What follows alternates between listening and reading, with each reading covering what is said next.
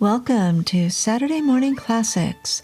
We are currently reading Charnel House by Graham Masterton, and this week we're reading Chapter 6, which is the final chapter of this book. So grab a cup of coffee, sit back and relax, and enjoy the story. Chapter 6.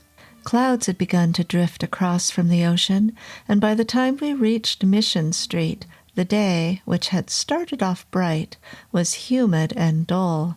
The taxi let us off at 15:51, and with a feeling of dread we stood on the sloping sidewalk and looked up yet again at that dead and dilapidated house that just wouldn't let us go.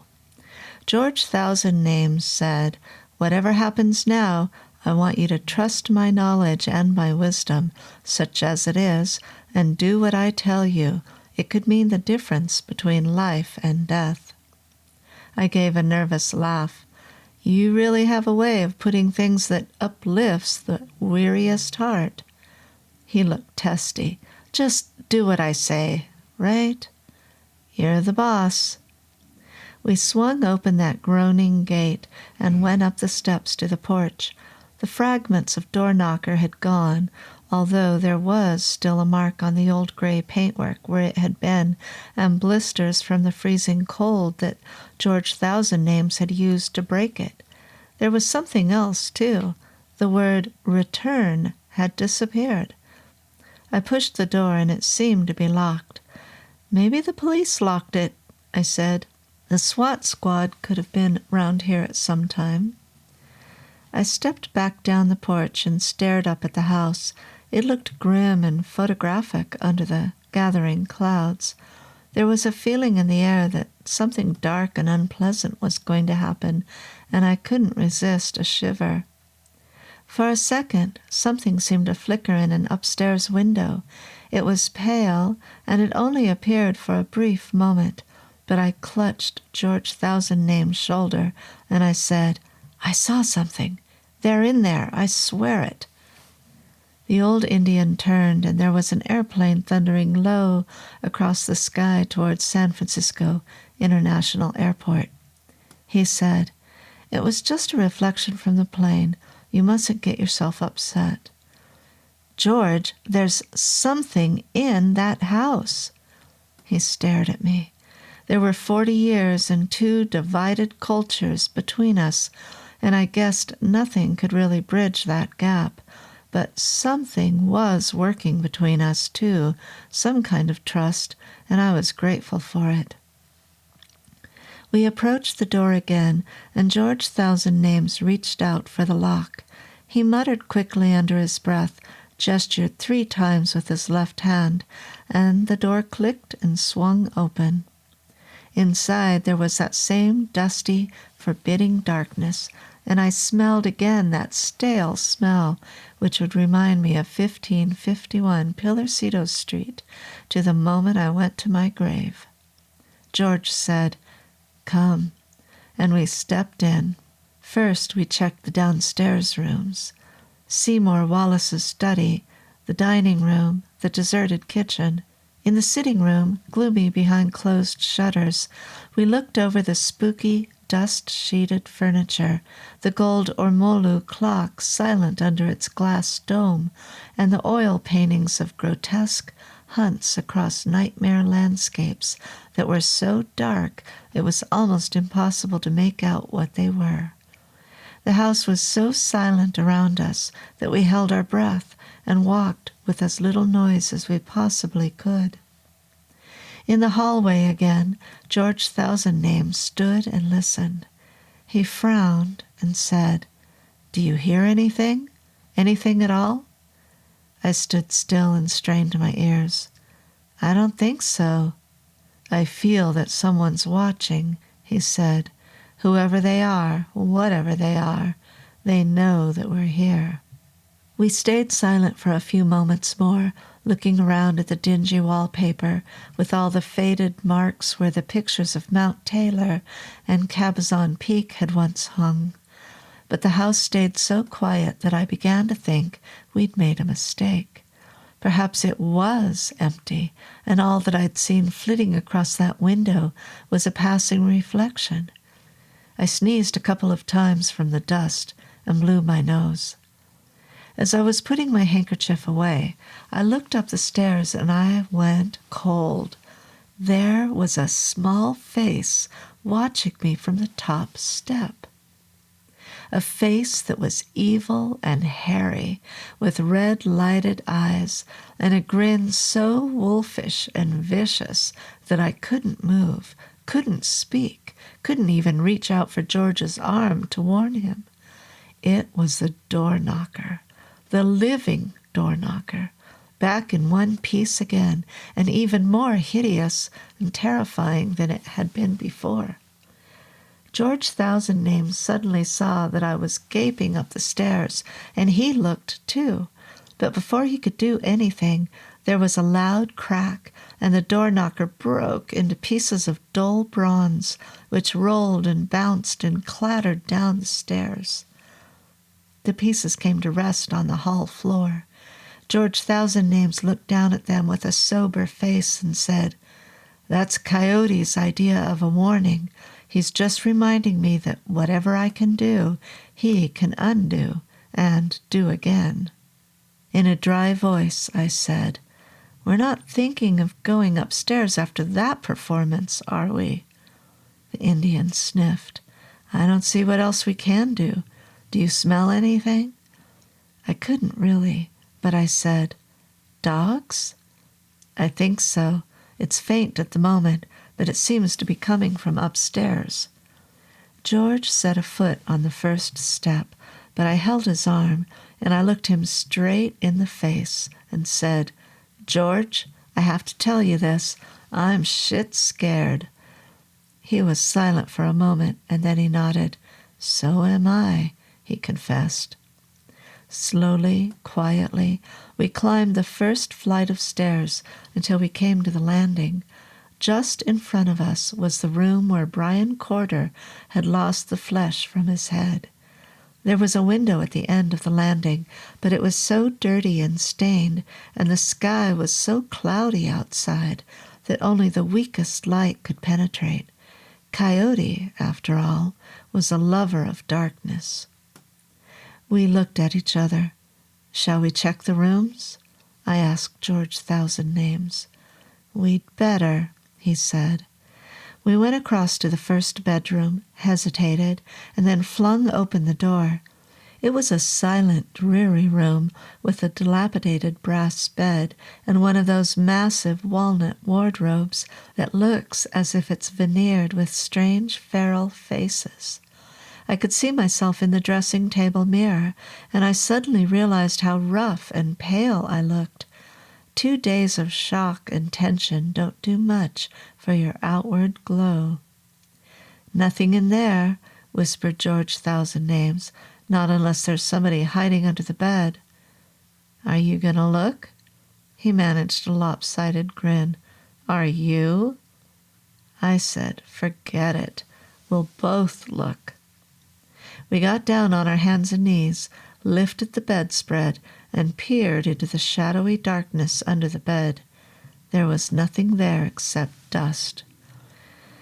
"Okay," said George Thousand Names, "let's try the rest of the rooms." One by one we flung open doors and looked nervously inside. The bedrooms were silent, cold, unused, depressing and run-down reminders of the people who had once lived in this house. They could never have been happy, not with the evil presence of Coyote built into their walls and their cornices and their chimneys, not with the demon's haunted breath whistling under every door with the midnight draft. And their unhappiness showed in the sparseness of their furnishings and the incongruous attempts at gaiety in their pictures. On one wall there was a painting of Mimosa, on another a drawing of children dancing around a maypole. Somehow all these pictures did was emphasize the chilling sensation of dread that soaked through every wall, the dank terror that must have made every night under this roof a carnival of nightmares. George said, "I guess we'd better try further up.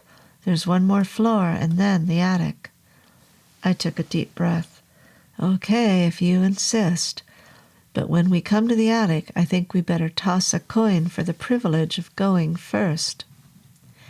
We stepped out onto the landing again, ready to go up to the 3rd floor. But all of a sudden we heard voices. They were coming from downstairs in the hall, a man and a woman.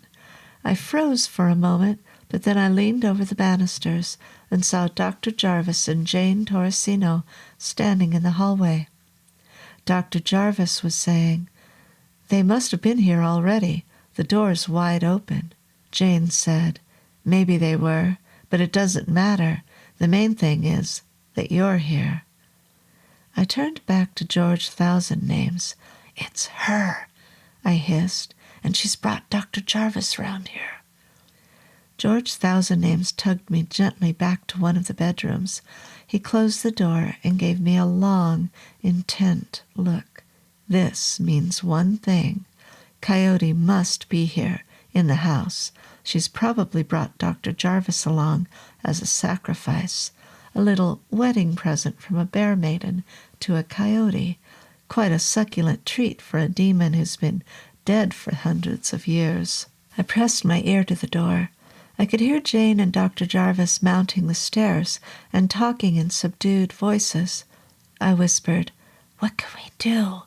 But George Thousand-Names put his finger to his lips and said nothing but, "Wait."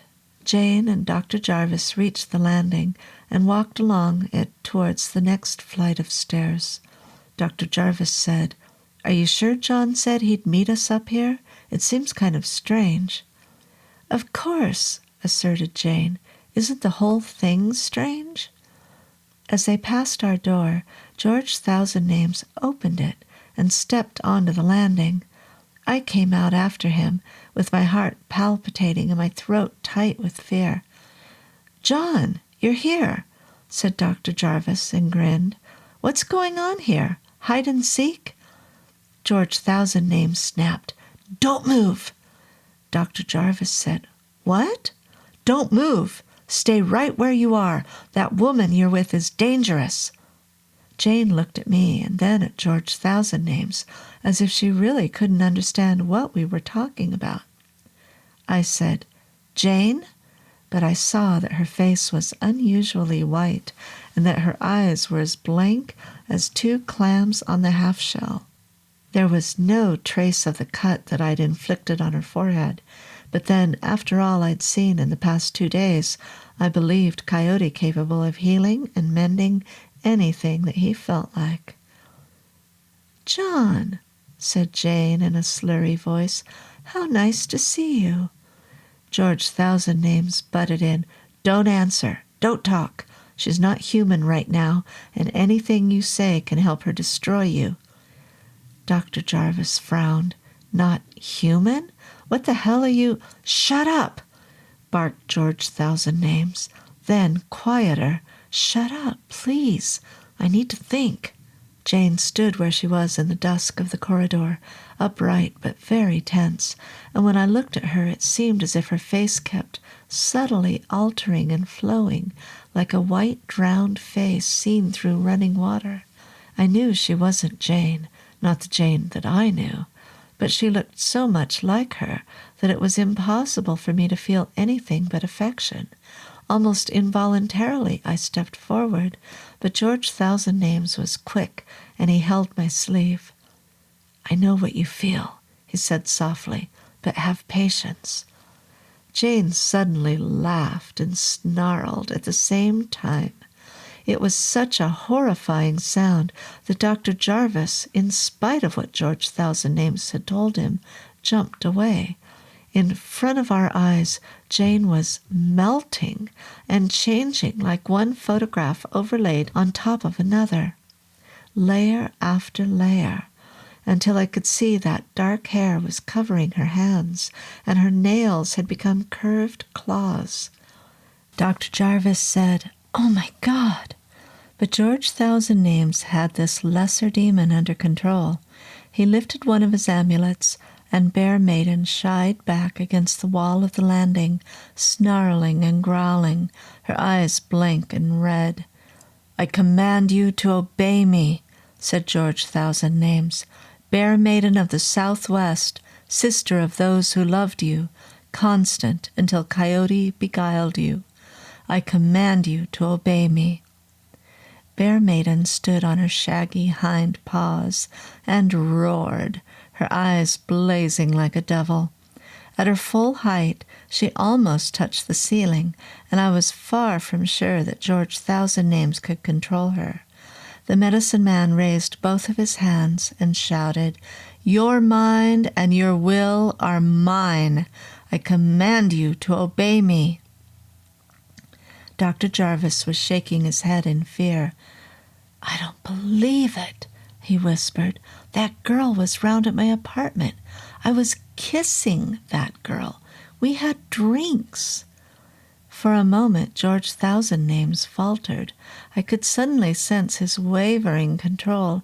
I guess our combined nervousness and lack of faith wasn't doing much to help him, and the fierce strain of keeping a monster like Bear Maiden at bay must have been enormous. "Don't speak," he hissed. "Don't speak, don't speak." "But I can't believe it," said Dr. Jarvis in a hollow, frightened voice. The control snapped. I could almost feel it go, like a dam bursting, like a tidal bore. With a shattering growl, Bear Maiden launched her massive bulk at Dr. Jarvis, and her jaws crunched into his neck with a noise that still makes me feel cold all over. He shrieked in an agonized falsetto, and then with one jerk of her massive head, she ripped the skin away from his neck and chest in one bloody rag. He collapsed to the floor, twitching, while she turned on George and me with her eyes blazing. "Stop!" shouted George Thousand Names, lifting his arms once again. "By the powers of the Great Spirit, by the powers of the woods and forests, stop!" The bear woman snarled and tossed her head, but then she gave another softer growl and turned away, dropping onto all fours. George stepped forward with his amulet held in front of him. "I command you to obey me for 1 night and 1 day, by the unbreakable spell of the greatest of those who lived, as Sa Nosti. I command you to obey me until the sun's second sinking, and you will not defy me. This I command you, in the name of the Navajos of old and the Hualapai of ancient times. Now be silent and sleep." The bear woman snarled once and then sank down on her haunches. In a few moments, the red eyes closed and she slept. I looked at George Thousand Names, impressed, but I saw what a toll that spell had taken. His face was glistening with sweat, and he was shaking. I knelt down beside Dr. Jarvis. His eyes were still open, and he was rigid with shock, but he was still alive. "Jim," I said gently, "how do you feel?" He whispered, "I think my neck's broken.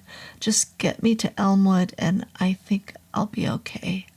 George said, "There's a phone in that bedroom. Be quick, because Coyote's upstairs, and he's going to be aware of all of this." While George Thousand Names waited impatiently and anxiously on the landing, I dialed Elmwood and spoke to Dr. Weston. I told her that Jim Jarvis had been involved in an accident and asked her to send an ambulance across town straight away. She said, "It's nothing to do with what happened last night, is it?" I could see George beckoning me. I said, "I'll explain later. I have to go, but please get that ambulance here fast." "Come on," urged George Thousand Names. "We don't have any time to lose." I said to Dr. Weston, "I have to go. It's going crazy down here." And I slammed the receiver down. Then I followed George Thousand Names out onto the landing and said, "What do you want me to do?" "Just keep close, and whatever you do, don't panic. If Coyote's still up there, you're going to get frightened out of your brain. But hold on, provided you keep yourself together, You'll survive it." I took a last worried look at Dr. Jarvis, lying sprawled and bloody on the carpet, and the dark furry bulk of the slumbering bear maiden, and then I followed George Thousand-Names along to the second flight of stairs. It was even darker and more forbidding than the first. Its treads were threadbare and scuffed, and from somewhere upstairs a stifling draught was blowing, a draught that even I could smell, a draught that reeked of dog. George Thousand-Names went slowly up ahead of me, pausing every now and then to listen. It was so gloomy up there on the third floor that we could hardly see where we were going, and all I had to guide me was the rotting banister rail on one side and the damp wallpaper on the other. The smell of dog grew thicker as we climbed higher, and when we reached the second landing, it was almost nauseatingly strong. "Oh, Coyote's here all right," whispered George Thousand-Names. "He must have hidden up in the attic until nightfall, but he's here all right." We paced along the landing, staring up at the ceiling to see where the attic door could be. George Thousand-Names said softly, "He knows we're here. You hear how silent it is? He's waiting to see what we're going to do next." I felt distinctly depressed and afraid. I said, "If I had my way, I'd run like hell." George Thousand-Names said, "Shh, listen." I froze and listened. At first I couldn't hear anything, but then the distinct sound of scratching reached my ears. It seemed to be all around, but George Thousand-Names lifted a finger and pointed towards the ceiling. "What do we do now?" I asked hoarsely. George Thousand-Names beckoned.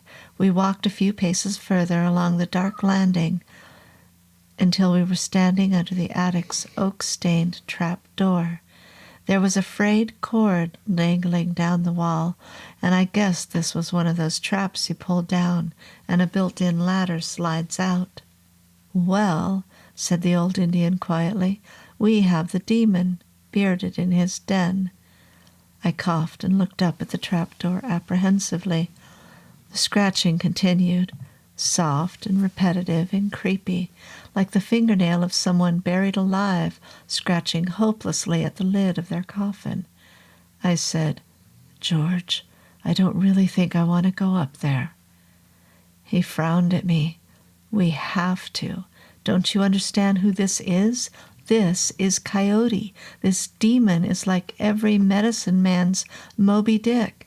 I could have his scalp on my balcony rail, along with the pelts and the snowshoes. The scalp of Coyote, the first one to use words for force." "George," I said anxiously, "I'm not in this for the scalp hunting. I'm in this because innocent people are going to die if we don't do something about it." "You're not a saint, and it's no good pretending you are," said George Thousand-Names, and there was more than a dash of caustic in his voice. "Maybe I'm not," I told him, "but I'm not a bounty hunter either." George Thousand-Names said, "We knew this was happening. At the last great council of the medicine men at Towawak in the Ute Mountain Reservation, many of the wise men said they had seen and experienced warnings and omens. The gray birds were seen, and the old voices were heard on Superstition Mountain that haven't been heard since they laid Red Cloud to rest, and the coyotes and the dogs have been as restless as if a storm was brewing up." "You knew Coyote was coming? Why didn't you say so before?" "Well, we didn't know, we guessed. But there will be much honor for me in defeating Coyote. I will be seen for the greatest wonder-worker of any age, past or present, and I will then do something I have dearly wanted for years. I will unite the medicine men into a strong and powerful council and bring back Indian magic to the glory it used to have in the days long ago when the grasses were free and the tribes had dignity and strength. The signs said that Coyote would come in the moon when the geese shed their feathers, and he has." I stared at George Thousand-Names' face in the dim light of the landing, and I could see what he meant. These days, There was no way for a medicine man to prove his powers, no test worthy of his magic. What good was an ancient skill for mesmerizing buffalo in a country where buffaloes only roamed in zoos? What use was the power to make a spear fly amazingly straight in a society of handguns and tear gas? That's why George Thousand-Names relished this conflict with Coyote so much. No matter how hideous and terrifying Coyote was, he was a match for George's frustrated talents. "All right," I said. "We'd better get to it." George Thousand-Names reached out and squeezed my shoulder with his old hand. "If the Great Spirit sees fit to take us, my friend, then let us remember the good words and not the sour." "Okay, you're on." I tugged the cord which hung down from the trapdoor. It seemed to be stuck, but then I pulled it harder, and with a rusty groan, the door came shuddering open, and the lower rungs of the ladder sank unwillingly towards us. From out of the dark space above us came a hot, fetid breeze, and a restless scratching and rustling, as if something or someone was waiting for us impatiently. "Let me go first," said George Thousand-Names. "I have the power to hold the worst at bay." "Don't get the idea I was volunteering," I told him. The medicine man took hold of the ladder, which swayed and creaked and finally came to rest on the landing floor. Then, rung by rung, he climbed slowly upwards, pausing now and again to listen and to look. His head and then his shoulders disappeared into the gloom. I said, "For God's sake, don't do a Brian Corder on me." He said, "He's here. He's in this attic. Is there a light switch down there? I can sense him. I can smell him. Give me some light." I looked around, and there was an old Bakelite switch on the opposite wall. I flicked it, and a weak, dusty bulb suspended from the rafters inside the attic lit up. George Thousand-Names screamed. He dropped from the ladder, and his old body thumped awkwardly onto the floor. I thought he was dead for a second, but then he yelled, "Shut the door! Shut the door! Shut the door before it's too late!" I seized the bottom of the ladder and tried to wrench it upwards, but it was jammed on one side against the opening in the ceiling. I quickly clambered up 4 or 5 steps and tugged at it as hard as I could to clear it. It was then that I saw Coyote. I didn't see much. He was at the far end of the attic, where the light scarcely penetrated, and the whole loft was alive with thousands and thousands of diseased gray birds, crawling and flapping and scratching their claws on the floor. It was almost impossible to see any kind of shape, any kind of form, but through the fluttering crowds of birds I could make out something dark and enormous, with demonic eyes that glowed in a bristling face, and a terrible beast-like presence that was more evil and more vicious than anything I could ever have imagined possible. On the floor of the attic, not far away from me, stood the statuette of the Bear Maiden, except that it wasn't a statuette anymore, but a tiny living replica of the gigantic bear woman which slept downstairs. The statuette turned and grinned at me with bared teeth, and then she scuttled back towards the shadowy protection of her master, the demon Coyote, like a kind of rat. I knew why George Thousand-Names had screamed. Coyote, his slanting eyes fiery with hate, was unfolding his body from his gloomy corner of the attic, and in the half-second I stayed at the trapdoor, I saw something unrolling from his sides, something greasy and pale and writhing like millions of maggots. I came back down that ladder about 50 times faster than I went up it. My system was so pumped up with adrenaline that I seized the bottom rung and slammed the attic trapdoor upwards with one hefty bang. Then I picked George Thousand-Names up from the floor and half dragged him back along the landing. At the head of the stairs, the medicine man gasped, "Wait, he won't follow us yet." Wait! I'm getting out of this damned place as fast as I can. Did you see that thing? Did you see it? George Thousand Names resisted my tugging. John, he said, John, you mustn't forget the hare. You mustn't forget Big Monster's hair. So what? John, it's the only way we can defeat him. If we find the hare first, we've at least got ourselves a chance. I let go of George's jacket and rested my back against the wall. Upstairs in the attic, through the thin ceiling, I could hear noises that didn't bear thinking about. Slimy, soft, scratchy, shuffling noises. George, I'm asking, let's get out. I can take bear people, but I can't take that thing. Wait, remember what the symbol said. Look north from the lodgepole of the teepee of the beast. That's where Big Monster's hair is hidden. I lifted my hands in temporary surrender. Okay, so which way is north? George fumbled in his pocket and produced a small round box. What's this? I asked him. Another magical trick? He opened the lid. Kind of. It's a compass. It took us a few seconds to locate which way was north, because every time Coyote moved upstairs in the attic, the compass needle shivered and swung. But then we got our bearings, and George Thousand Names pointed along the landing to one of the dingy windows at the very far end. That's it, he said. That's the north window. We hurried along to the end of the landing and looked out. There was a dull view of the backs of the houses on Mission Street, but beyond that there was one obvious, prominent landmark. It stood tall and stately and shrouded in low-flying fog, its piers and wires glistening in the gray morning light, the Golden Gate Bridge. George Thousand Names breathed. That's it. That's where the hare is hidden. The bridge? How can you hide hair on a bridge? He smiled at me triumphantly. They said in the legends that Big Monster's hair was as gray as iron and as strong as a whip. I listened uncomfortably to the noises of Coyote moving across the ceiling above us. What does that prove? That doesn't mean anything to me. George Thousand Names gripped my arm tight to keep my attention. He said fervently, where would you conceal anything that was as gray as iron and as strong as a whip? Listen, George, I really don't know. I think we'd better... John, think.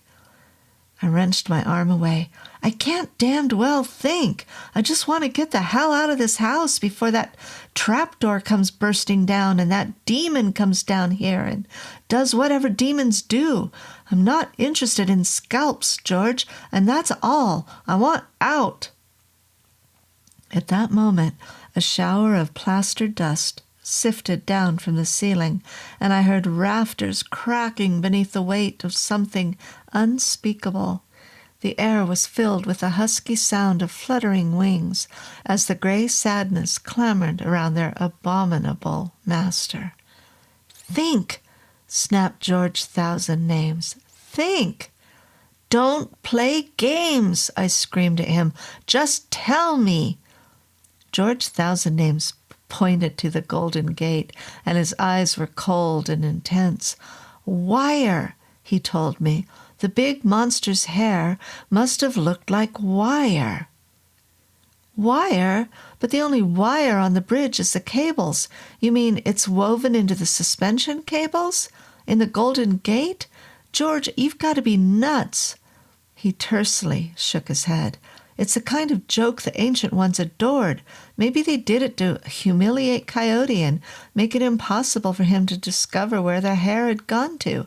They could make jokes in the future as well as the past, so my guess is that they intervened in the building of the bridge and had Big Monster's hair wound into it. Maybe some Indian worked at the cable factory and had the orders passed down from generation to generation to do what he did. Maybe it was done by potent magic. I don't know, but I know enough about the ancient gods and what they used to do, John, and believe me, that's where Big Monster's hair is hidden. Oh, come on, George, I said nervously. You're guessing. "No guesses," he said. "Look." What I hadn't seen before was a tiny symbol engraved on the glass of the window. It was the same symbol that I had drawn when I plotted out the views of Mount Taylor and Cabazon Peak. George said, "Put your eye to that mark and tell me what you see." There was a rumble from the attic, and a long strip of plaster molding, the kind of plaster molding that Seymour Wallace preferred to fiberglass, dropped to the landing floor with a heavy thud, filling the air with dust. I looked at George Thousand Names worriedly, and he said, "Go ahead, look." I peered through the mark, and he was right. It lined up directly with one of the suspension cables on the seaward side of the Golden Gate Bridge. Maybe George's guess was inspired, or maybe his magic told him more than he would ever admit, but right then I was willing to put money on what he'd said. That hair was right there, twisted and woven into the suspension cables of the West Coast's most celebrated landmark. From what George Thousand Names and Jane had said about Big Monster, he was one of the most evil demons of all Southwest America, and the city authorities wondered why so many people chose to jump from that particular bridge. "I know what you're thinking," said George Thousand Names, "and yes, it's probably true." "George," I told him, "you're a damned sight more psychic than you look." But time was running out. Already the shufflings and the heavings from the attic were shaking the walls and sending cascades of dry plaster down on every side. I looked up and saw long cracks spreading at frightening speed across the ceiling, and electric wires were being tugged out of the walls like nerves being pulled out of flesh. Then, with a thunderous, collapsing sound, the whole house began to fall down around us, and we were half buried in an avalanche of dust, plaster, splintered timber, and shattered lathes. The gray birds came flapping and fluttering around us, and for one moment, glowering triumphantly through the skeleton of the ceiling, I saw those demonic eyes and that body that writhed and twisted like something putrescent. "Get out!" I yelled at George Thousand Names, and together we slithered over the dust and the wreckage towards the staircase. The head of the stairs was almost completely blocked with fallen rafters, but we managed to heave 2 or 3 of them aside and crawl through the small triangular space that was opened up. George went first, and I came after, and the gray sadness already beating their wings around me, and the hot, dry blast of the demon coyote scorching my back. There was another fierce explosion of power, the same kind of explosion that had first concussed Dan Matchin, only 5 times stronger. George Thousand Names and I were hurtled down the last few remaining stairs onto the landing, and I struck my shoulder painfully against the banisters. We picked ourselves up, and we both looked like bedraggled ghosts, white with fear and plaster. "Next time you call me a paleface, just remember what you look like now," I told the old Indian, wiping grit and dust from my mouth with the back of my hand. George Thousand Names coughed and almost laughed. Above us, the ceiling began to shake again as Coyote ripped 1551 apart, floor by floor, to reach us. We ran along the landing, and Bear Maiden was still there, deep in her trance-like sleep, while Dr. Jarvis lay beside her with his eyes rolled up in shock and concussion. "We have to get them out," snapped George Thousand Names. "For God's sake, we can get Jim out, but what about the bear?" "Coyote wants her. He needs her. She's his love and his passion from ancient times. She's also his messenger, his closest helper. We have to get her away. Without her, he's much weaker." The walls of the landing began to creak and shake, and one of the bedroom doors was twisted off its hinges and banged flat on the floor with a sound that made me jump with fright. "Come on!" insisted George Thousand Names. "Let's take the doctor down first." Awkwardly, keeping our shoulders bent to protect ourselves from falling plaster, we picked up Dr. Jarvis and carried him to the top of the stairs. George Thousand Names was panting now, and his eyes were red-rimmed in his dusty white face. I didn't know how old he was, but he had to be the wrong side of 60, and running away from destructive demons wasn't particularly good for the heart. As the house rumbled and shook, we staggered down the last few stairs into the hallway and out of the front door.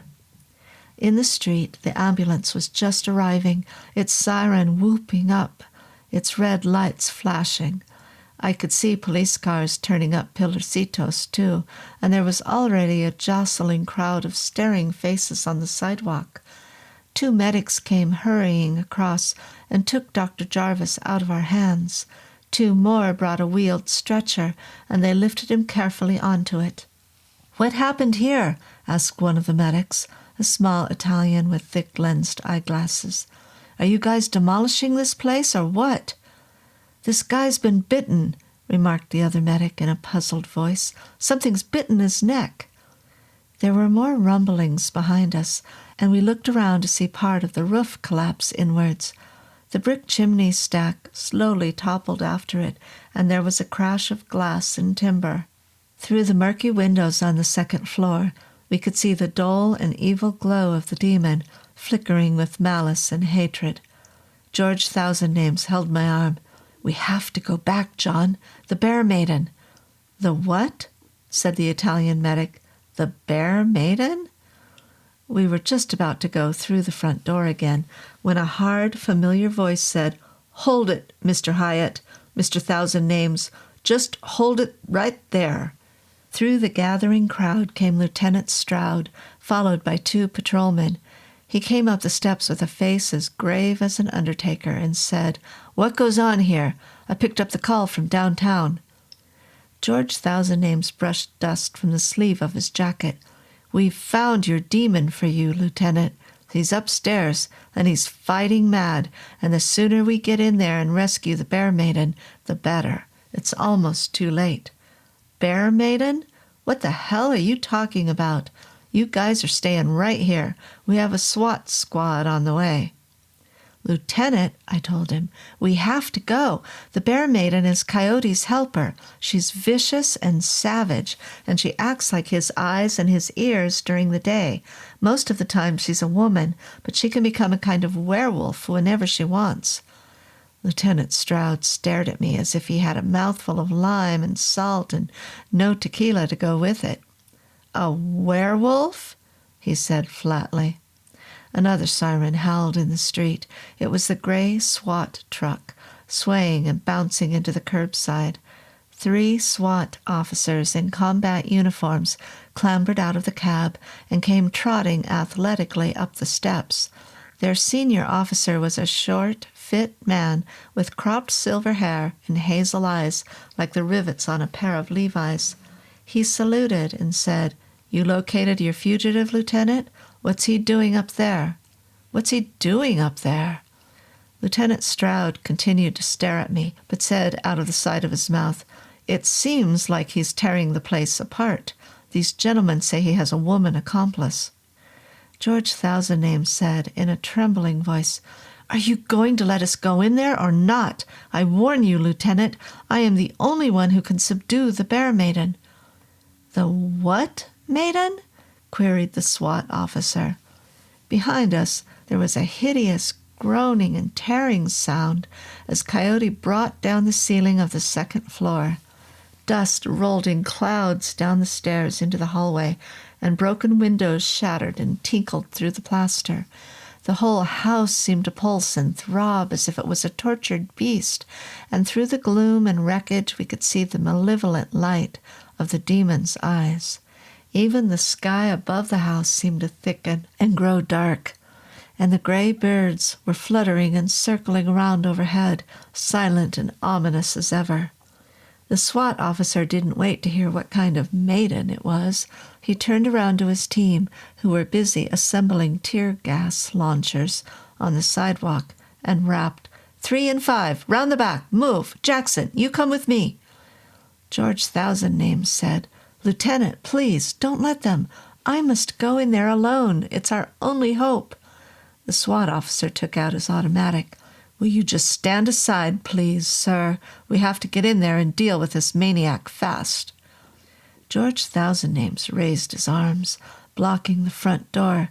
"You don't understand. You'll die. Please, let me get in there. I beg you." "Will you move?" ordered the SWAT officer. But as he came forward to push George Thousandnames out of the way, the old Indian reached into his open-necked shirt and produced his golden amulet. I saw it flash momentarily, and then I didn't seem to see anything at all. The next thing I knew, we were still standing on the porch, but George Thousandnames had gone. The SWAT officer turned to Lieutenant Stroud and blinked, and they both turned and looked at me. Lieutenant Stroud said, "Where'd he go? He just vanished." A frowning SWAT officer called from the sidewalk, "He just walked in there, sir. You let him." "I let him?"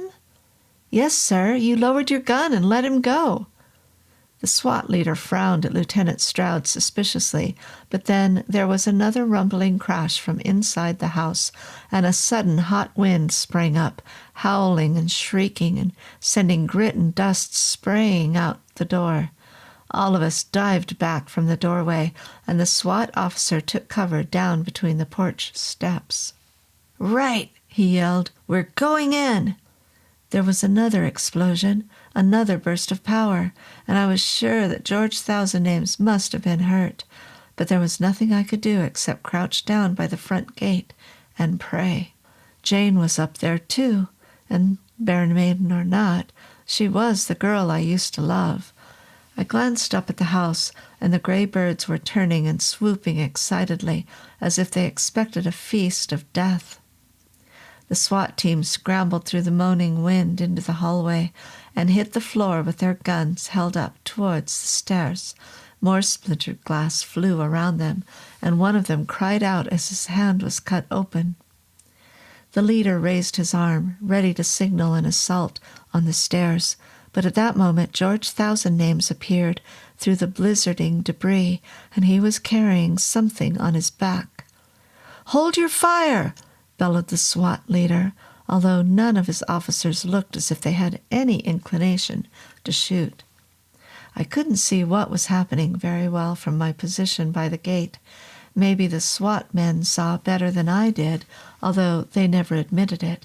But I was sure that George Thousandnames wasn't walking down those stairs at all. There seemed to be a curious radiance around him, and he was floating.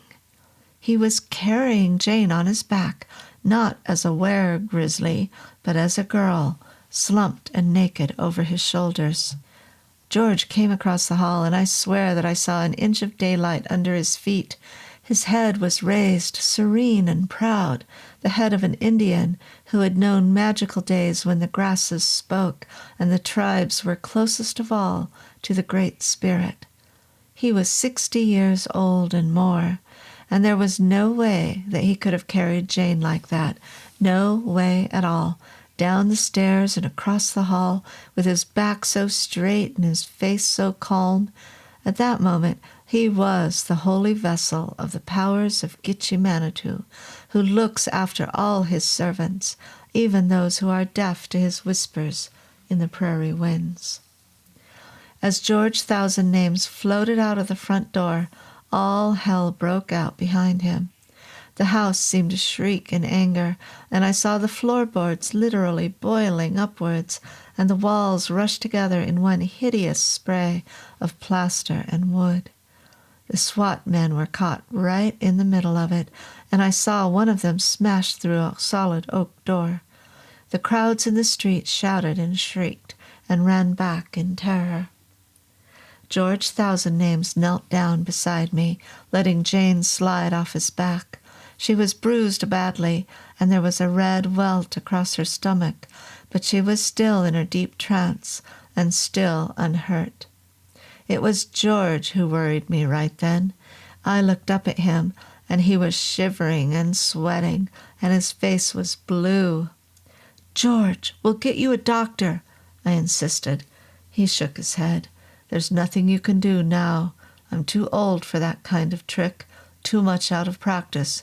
You need strength, you see, mental strength, and I suddenly realized how little I had. We've grown soft, you know, John, even the best of us. There was a time when men could fly like eagles, but not now. I'm done for, John. I'm truly done for. George, listen, you're going to be fine. Just rest right now and tell me what I have to do. He was breathing in husky, painful gasps. Take Bear Maiden with you. Until I die, she'll stay in that trance. Take her down to the Golden Gate. See if you can bargain with Coyote, but don't let him get the hair. Don't let him. He collapsed and fell to the side of the porch steps in a heavy coma. An ambulance team were already running across the road towards us, and I said, "Quick, please, he's had a heart attack." I pulled one of the blankets off their stretcher and wrapped it clumsily around Jane's naked body. Then I dragged her out of the front gate, past the milling crowds of police and SWAT officers and bystanders, and over to a yellow Pinto that was parked across the street. The keys were still in the ignition, so I wrestled Jane's limp arms and legs and blanket-wrapped body into the passenger seat, climbed in myself, and started the motor.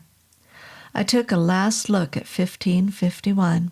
It seemed to be quiet now, a collapsed shell of a house, but the gray birds were still circling around it, and as I signaled to pull away from the curb, I saw a dim reddish light penetrating through the dark clouds of dust that still rose upwards from its sagging roof. Then, hanging in the grimy air itself, enormous and terrifying, I saw the evil, wolfish form of the demon Coyote, his face drawn back in a savage grin, the same face that I had seen on the door knocker, but magnified beyond the realms of nightmares. He was cloaked in birds and darkness, and the ground shook and cracked under his malevolent power. The street was suddenly clattering with the sound of running feet.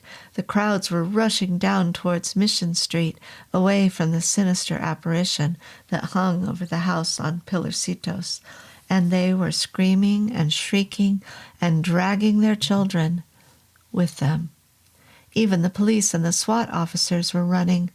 I pulled the Pinto away from the curb and sped down to the corner as fast as I safely could. I turned north on Mission, towards Van Ness and the bridge. I didn't have any idea what I could possibly do to prevent Coyote from stealing back Big Monster's hair, or how I could bargain with him, but that's what George Thousand-Names had told me to do, and at least I was going to have a try. My heart was racing, and I was breathing like an Olympic runner, and all the time I was willing myself not to look back.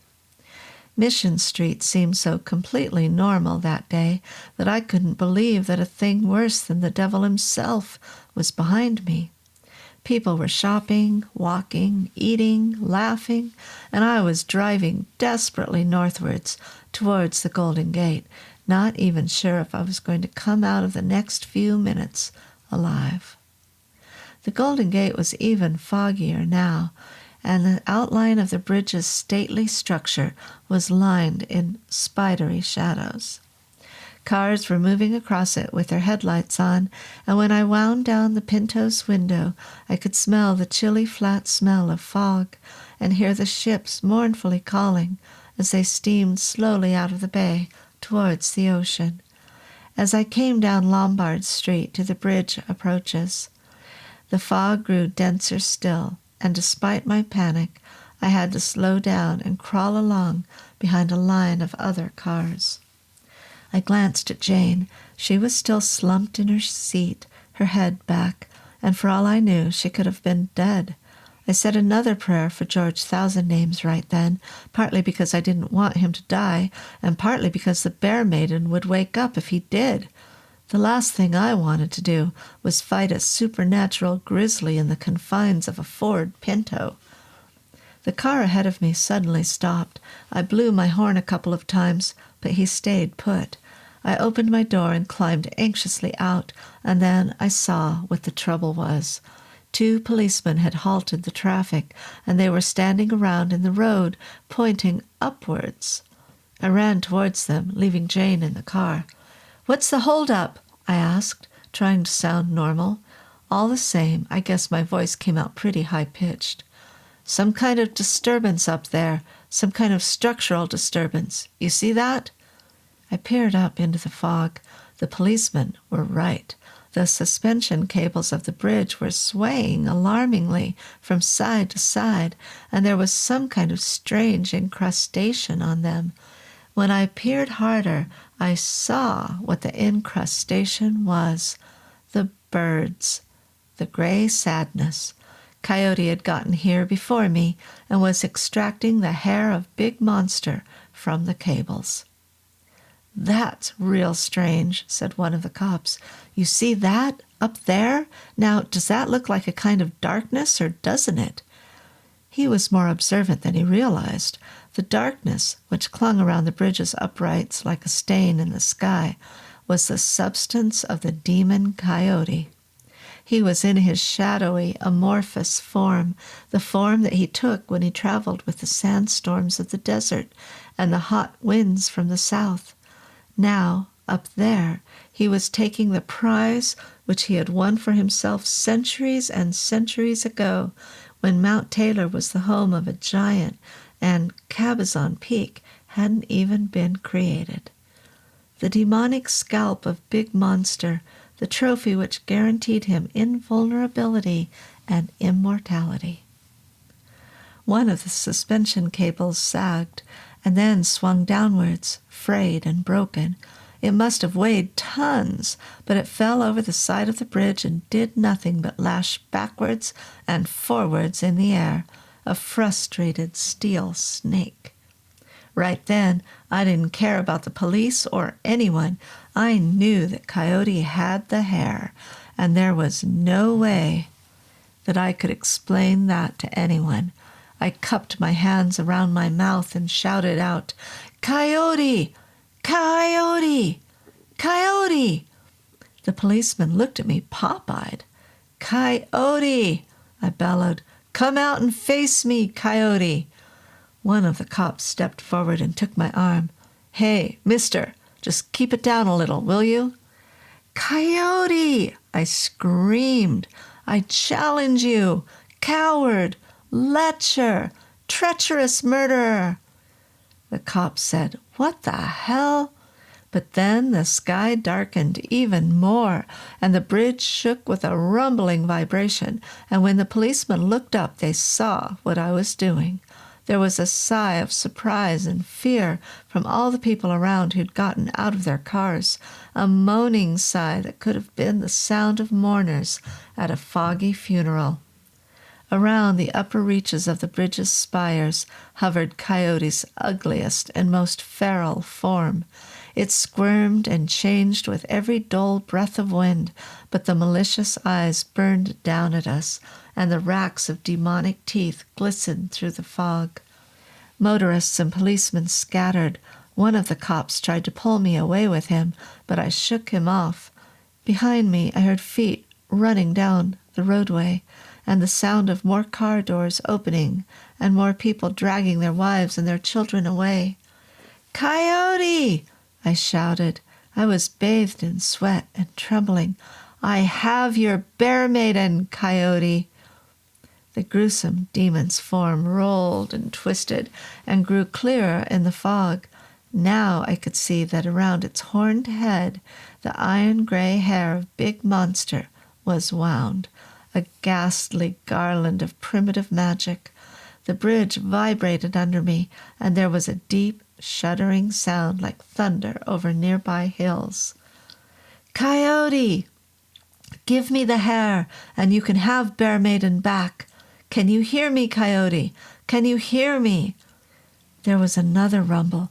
Fragments of steel and concrete dropped from the top of the bridge onto the roadway, bouncing off abandoned cars. I turned and started to hurry back to the Pinto, glancing over my shoulder at the hovering demon as I did so.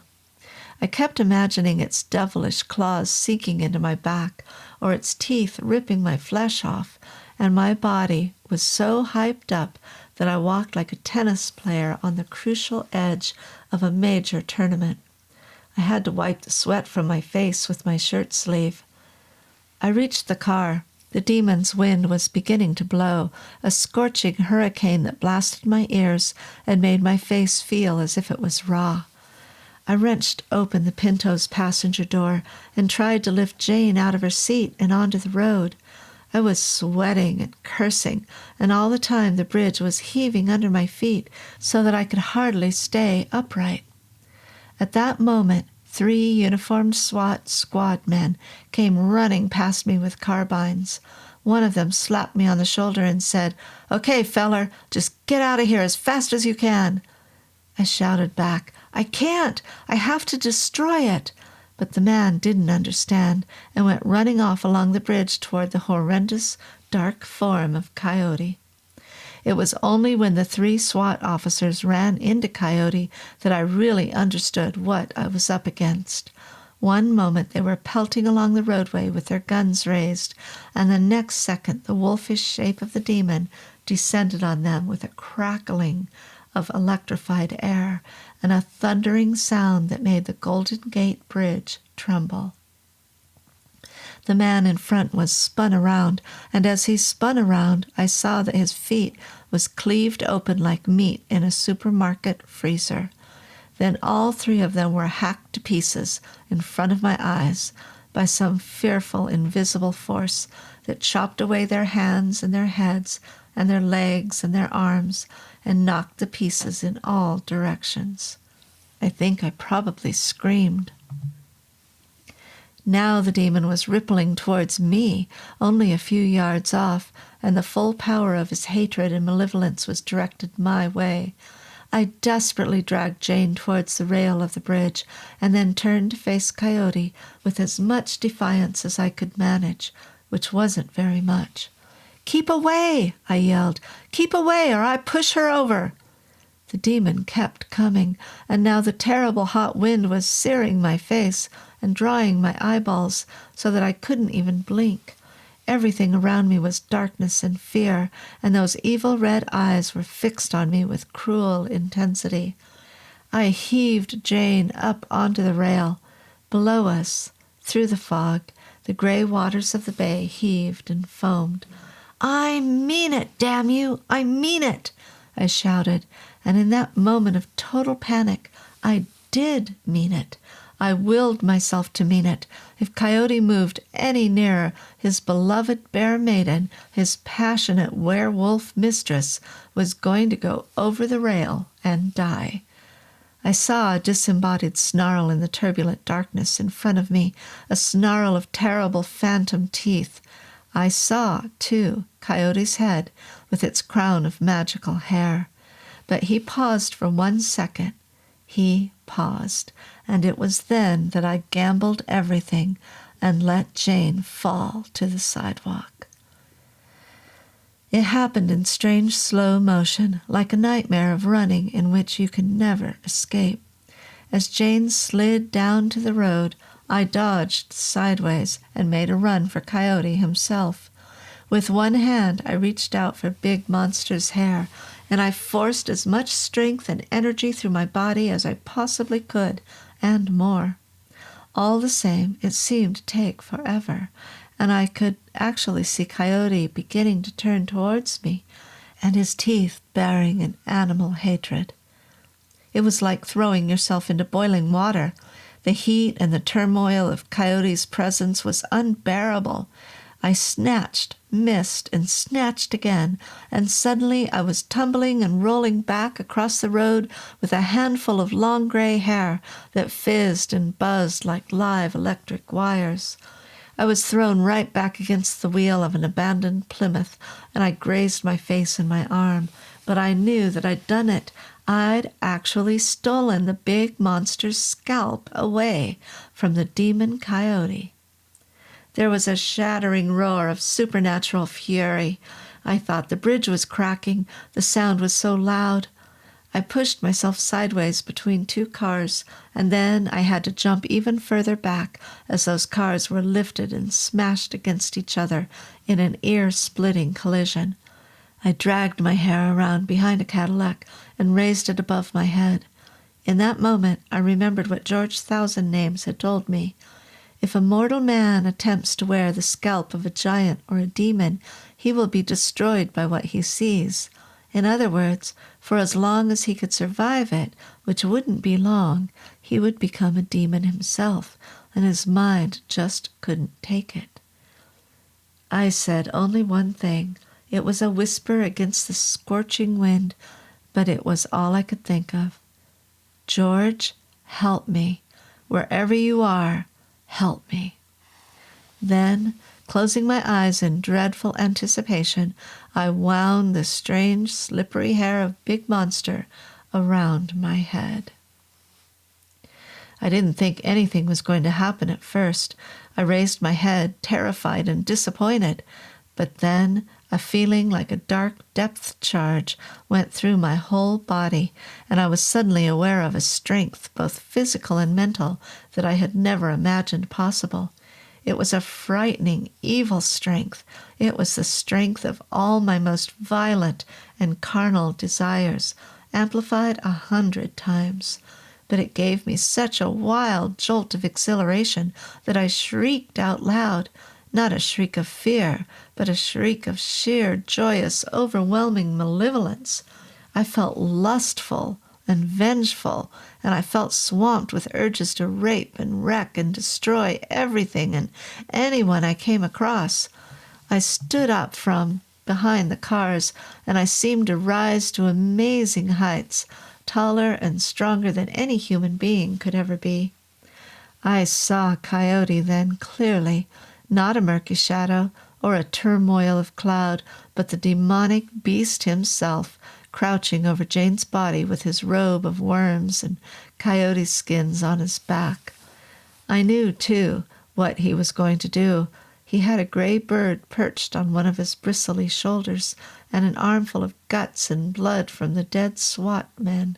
He was preparing to reward Jane for her failure with his most loathsome specialty, sewing a bird into her stomach and then forcing her into the dead intestines of the SWAT men, the ordeal of 3. I felt anger so far beyond human anger that I roared out loud. I saw Coyote for what he was, and I also saw that the air was curdled with other demons and spirits, the ghosts of the wind and the fog, the manitous of earth and fire. "Coyote!" I bellowed. "Coyote!" The demon turned, his jaws dripping with blood. I raged across the roadway towards him, and all the time I felt with black delight that I was fearless, that I was not afraid of him any longer. I seized him and felt the coarse and revolting bristles of his body, the maggoty softness of his insides. He struggled and screamed, but it was Big Monster's hair that was giving me strength far greater than Coyote could cope with. I tore him open like a sack, and out of his insides came living things that crawled and twitched, smothered in blowflies. I seized his jaws and stretched them so far apart that they snapped, and then I put out those blazing eyes. There was no blood. Demons aren't made of blood. But there was a stench of evil that was centuries old, the sour and sickening smell of the dog-beast, Coyote, the first one to use words for force. I stood away from his ruined body, and his breath fled with the wind. His heartbeat palpitated for a few moments, and then went still. His eyes dulled over. The breeze of San Francisco Bay tossed away the bristles, the crumbling bones, the leathery skin. Soon there was nothing but a fragment of hairy scalp and a scorch on the sidewalk, a scorch that, if you walk across the Golden Gate today, you can still see. Right then, with Coyote dead, I felt as if something as black and as vast as a locomotive was rushing into my brain. I knew that I wasn't going to survive these minutes in my demonic form, but I didn't care. I was almost elated, as if the ultimate high was rushing my way to hit me. In the back of my mind, though, I still heard the voice of George Thousand Names. Maybe he knew what my plight was, and he was making one last supreme psychic effort. Maybe the strength was my own, but I heard him say, if a mortal man attempts to wear the scalp of a giant or a demon, he will be destroyed by what he sees, for as long as he could survive it, which wouldn't be long. He would become a demon himself, and his mind just couldn't take it. With an agonized cry, I pulled Big Monster's hair from my head and hurled it as far as I could into the dull waters of the San Francisco Bay. It curled and unwound with the wind and blew away. I felt a desperate sensation of loss and exhaustion go through me, and I sank on my knees on the roadway. It was then, through clouding vision, that I saw Jane. She was lying on the sidewalk, and for one fleeting moment I saw claws and teeth and black hair down her spine. But as the last of Coyote's dust was whipped away, she opened her eyes, and she was Jane Torresino again, my once and perhaps even my future love. She reached out her hand to me and said softly, "John, oh John, I need you." And then the sirens were warbling in the distance, and we heard the welcoming sound of running feet. It was September, the drying grass moon, before I could make it up to Round Valley Reservation again. I borrowed a slightly clapped-out pacer, and Jane and I traveled up over the weekend, stopping the night at Willets in Mendocino County. It was afternoon by the time we reached George Thousand Names' house overlooking the valley, and we parked the car. We climbed the stairs to the balcony, and a stern, quiet, middle-aged Indian was there, Walter Runninghoe, and he shook our hands ceremoniously. We had some tea, and in gentle voices we told Walter Runninghoe about everything that had happened at Pilarcito Street, and the emergence of Coyote, and what George Thousand Names had done to help us destroy him. We told him, too, how George had succumbed to a massive coronary at the moment of Coyote's death. Walter Runninghoe listened in silence and nodded now and again while the sunlight crossed the room and the birds called long and plaintive from the distant woods. Finally, the Indian said, "It was a brave passing for George Thousand Names. By modern standards, you know, he was one of our greatest magicians. Maybe he could never have flown like an eagle, as the wonder workers did in days gone by, but he used his powers to their utmost, and I believe we can all be grateful for that." I said softly, I needed to tell someone who believed. In San Francisco, it was treated as a straightforward homicide. The official explanation is that it was all the work of a maniac, and in the end he leaped off the bridge. "Well," said Walter Runninghoe, "I suppose that all cultures need their rationale. Even Indian magic has its blind spots." "Will Coyote ever return?" He looked at me, and his face was quite serious. "Not in our lifetime, maybe, but sometime. I am not deprecating what you did, but one such as you could never dismiss a demon like Coyote forever, and Big Monster's hair still floats in the tides of the ocean."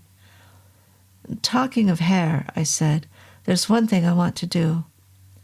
I opened up the plastic shopping bag I'd brought with me and took out the dried, bristly scalp of the demon Coyote. Walter Runninghoe looked at it for a long time with a mixture of apprehension and respect, and then said, "It is good that you have brought it here. George Thousand Names will thank you for this in the skies." We went out on the balcony in the last light of the day, and I tied Coyote's scalp to the rail, along with the pelts and the snowshoes.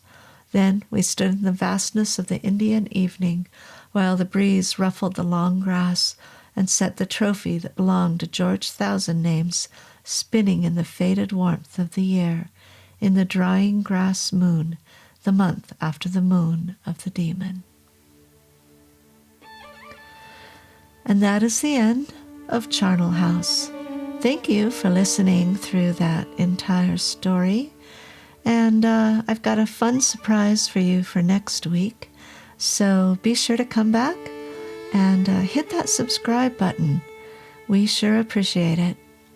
Have a great week, everyone.